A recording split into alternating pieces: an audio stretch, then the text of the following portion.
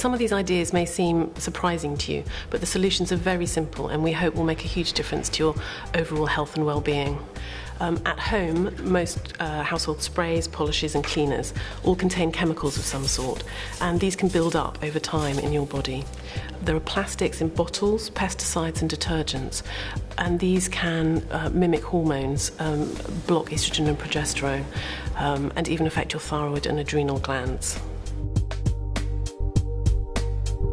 Makeup and body care products such as sunscreens, shampoos and toothpastes contain chemicals called parabens, which are used as preservatives, and these again can disrupt your hormone system and contribute to excess estrogen buildup. Another chemical, chlorinated bleach, is used as a whitener, so it's found in cotton wool, tampons, nappies, things like that, and this can be absorbed into your body. So the most important thing to do is check the labels of your existing products and see if they contain chemicals or not. And then when they run out, just replace them with a more natural, organic brand. But be very careful about reading the labels of the products that call themselves natural, because very often they're not. Water is one of the most important things that we put in our bodies on a daily basis. Whatever's in the water, you're drinking it, bathing in it, cooking with it, that goes into your body.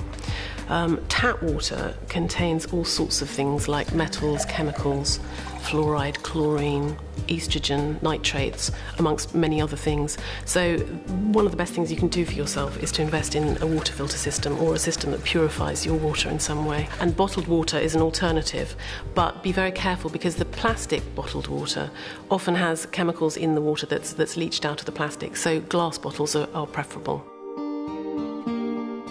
The softer a plastic is, the more chemicals have been used to make it that soft and bendy. So, for instance, cling film. Be very careful about wrapping food in cling film because the food will absorb the chemicals and then it will go into your body. So one of the best things to do is to wrap food in greaseproof paper first before you wrap it in cling film and put it in the fridge.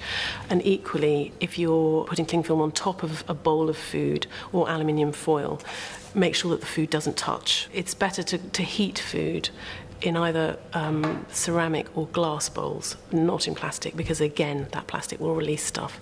And one of the things that you should be really careful of is leaving your bottled water in the car on a hot day, because a few days later, all of that sunshine and that heat has released all sorts of things into the water, which you then drink thinking you're being very healthy indeed.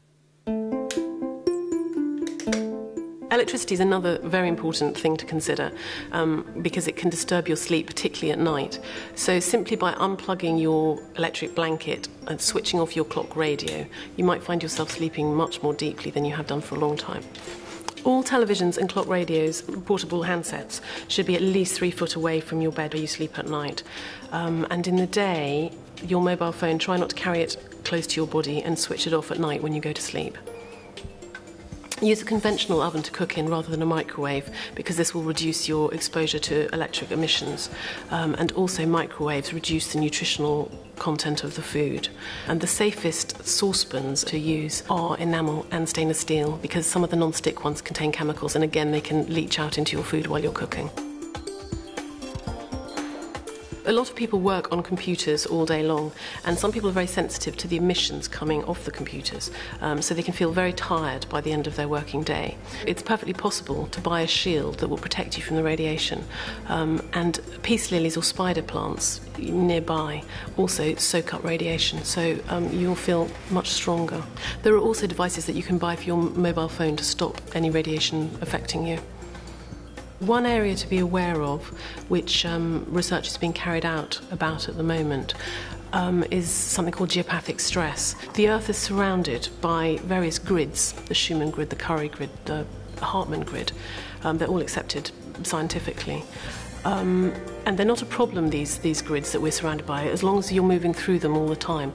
The only time when there's a problem is if there's underground water, a building project, fault lines or specific mineral deposits, and when those occur in certain places, it can cause problems that will affect over a long period of time your body's natural defense mechanisms, so that they can break down and disease may eventually take hold.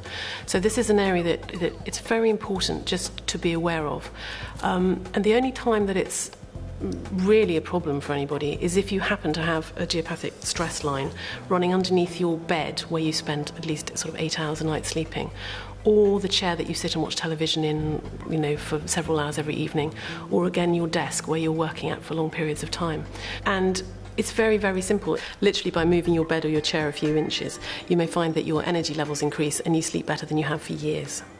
Lastly, pay attention to metals in your environment.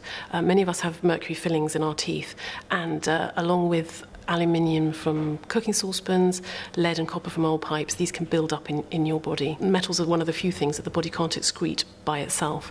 One of the easiest ways of cleansing this naturally is to take something called chlorella, which is an algae supplement, and this works on cleansing the bowels, the bloodstream and the liver. So the chlorella binds with it, and then you can get it to leave your body, and again energy levels increase, you'll feel very much better. One of the other things to be aware of is fish. Tuna and swordfish particularly, the deep sea fishes, may contain toxins and metals in them, but generally fish is extremely good for you in a varied diet, so just be careful about the quantities that you consume. One of the best ways to find out if you have metal in your body is to have something called a hair mineral analysis test, and this can be done by any qualified nutritionist. They take samples of your hair and send it off to a laboratory for analysis. They'll then send you back a report which will list what metals are present. Once you know what the problem is, you can deal with it and check it on an annual basis. Lots of things can affect your health and well-being, and most of them are very easy to address. The solutions are very simple, and we hope will make a huge difference to your overall health and well-being.